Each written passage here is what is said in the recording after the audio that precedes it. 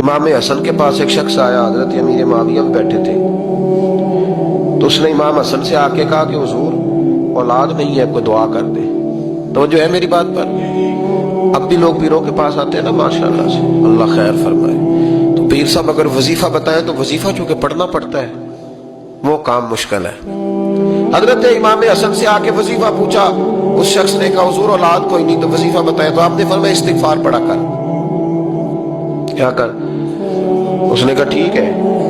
تو حضور پھر میں دوبارہ کب آؤں؟ تو امام حسن کہنے لگے بے اولاد ہے نا تو، استغفار کا وظیفہ بتایا نا؟ کہا ہاں۔ فرمانے لگے اب اس وقت آنا جب اللہ تجھے 10 بیٹے عطا کرے گا۔ کتنے؟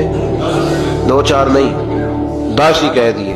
تو حضرت امیر معاویہ رضی اللہ تعالیٰ دیکھا، کہنے لگے حسن اتنا بڑا دعویٰ؟ آپ فرمانے لگے میں نے کہہ دیا نا، تو اللہ فضل کرے گا۔ ہاں ہاں اللہ خیر کرے گا، خیر ہو جائے گی۔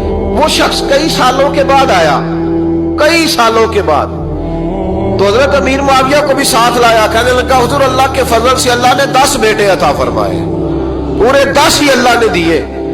تو حضرت امیر معاویہ کہنے لگے جناب بات تو آپ کی سچی ہو گئی، پر مجھے بھی بتائیے وظیفہ کہاں سے لیا؟ فرمانے لگے قرآن پاک سے، سورہ نوح کی 10 11 12 آیت پڑھو۔ اللہ فرماتے ہیں تم استغفار پڑھو، میں تمہاری بیٹوں سے بھی مدد کروں گا، مالوں سے بھی مدد کروں گا۔